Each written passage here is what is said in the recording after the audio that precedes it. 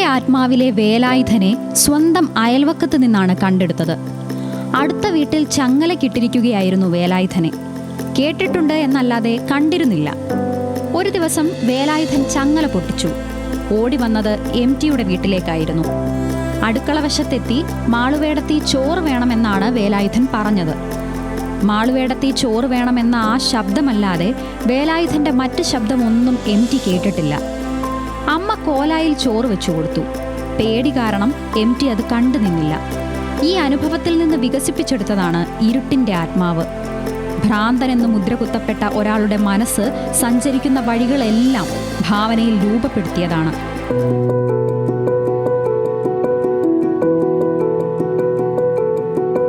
അസുരവിത്തിലെ ഗോവിന്ദൻകുട്ടിക്കും ഓപ്പോൾക്കും കുട്ടിയടത്തിക്കും ഒക്കെ കൂടല്ലൂരിൽ പ്രോട്ടോടൈപ്പുകൾ ഉണ്ടായിരുന്നു.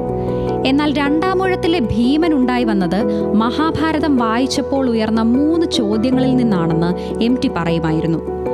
ദ്രൗപദിക്കായി ഭീമൻ കല്യാണ സൗഗന്ധികം കൊടുത്തോ എന്നോ ദ്രൗപദി നന്ദി പറഞ്ഞോ എന്നോ മഹാഭാരതത്തിൽ കാണുന്നില്ല.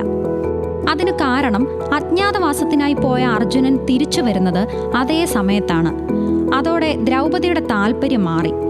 യുദ്ധം തുടങ്ങുമ്പോൾ ഭീമൻ അപ്പുറത്തുള്ളതിനാൽ ഉറക്കം വരുന്നില്ല എന്നാണ് ധൃതരാഷ്ട്രർ പറയുന്നത്. അർജുനനെ അല്ല ധൃതരാഷ്ട്രർ ഭയന്നത്. അർജുനന്റെ മകൻ അഭിമന്യു മരിച്ചപ്പോൾ എല്ലാവരും ദുഃഖിക്കുന്നു. ഭീമനും ദുഃഖിച്ചു. എന്നാൽ ഭീമന് ഹിഡുംബിയിലുണ്ടായ മകൻ ഘടോത്കചൻ മരിക്കുന്നത് ഏതാനും ദിവസങ്ങൾക്ക് ശേഷമാണ്. ധർമ്മപുത്രരോട് കരയുന്നതെന്തിന്, ഇത് യുദ്ധനീതിയാണെന്നാണ് ശ്രീകൃഷ്ണൻ പറയുന്നത്. തൊട്ടപ്പുറത്തു നിന്ന് പിതാവ് ഭീമൻ അത് കേൾക്കുന്നുമുണ്ട്. ശത്രുക്കളെ കൊന്നയാളാണ് ജേതാവാകേണ്ടത്. എല്ലാ പ്രധാന ശത്രുക്കളെയും കൊന്നത് ഭീമൻ തന്നെയാണ്. യുദ്ധം ജയിച്ചത് നീയാണെന്ന് ധർമ്മപുത്രർ പറയുന്നുമുണ്ട്. പക്ഷേ അടുത്ത അധ്യായത്തിൽ ധർമ്മപുത്രരുടെ കിരീടധാരണമാണ് നടക്കുന്നത്. ഈ ചോദ്യങ്ങളിൽ നിന്നാണ് രണ്ടാം ഊഴം ആരംഭിക്കുന്നത് എന്നാണ് MT എഴുതിയത്.